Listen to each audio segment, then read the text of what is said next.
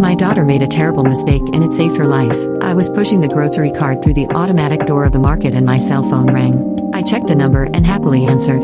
I always enjoy hearing from any of my adult children. I think it was nearing noon on a Monday on the West Coast.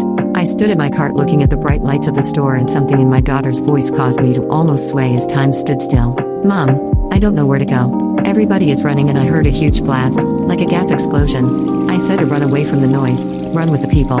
It was my daughter who made a mistake, which saved her life and limbs. She was a young adult making a life for herself as a dancer in New York City. My husband, her father, had flown to the East Coast to run his yearly marathon. My daughter, wanting to see her dad and experience the thrill of seeing the finish line of the Boston Marathon, decided to take a bus to Boston for a small trip. She anxiously found her way to the best spot available for viewing this event, and that was at the corner of the sidewalk on the finish line. The weather was good and people were excited and talking as the event took place. Since she was there by herself, she was talking to strangers and spent most of that time talking to a woman and her baby. Her phone rang and she saw it was her bank, being that it could be important. And it was April 15th, tax day. She thought she should take the call. She answered, but was having trouble hearing the message, so she left the corner, knowing from her tracking app on her phone that her dad had quite a few more minutes until he was due to finish.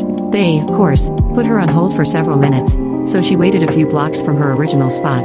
Apparently, she had switched some numbers on her savings account and the bank was unable to deposit her tax return. It was unexpectedly efficient of the bank to call her and to get it straightened out so quickly.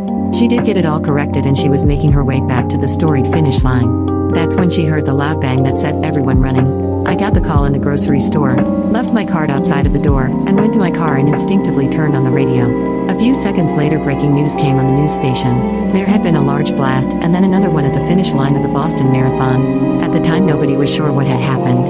They stopped the runners with no explanation. After waiting for several minutes, my husband and the other runners dispersed and he started walking back to the hotel. He had no cell phone with him. I don't know how long it took him to get back, or when he found out what happened, but it was chaos. My daughter, being exceptionally distraught, made her way back to my husband's hotel lobby where they had a default rendezvous plan anyway. The TV was on in the lobby, and my daughter said she recognized faces of celebrities getting on the elevator at the hotel. She did calm down and she and my husband were police escorted out that night during the curfew.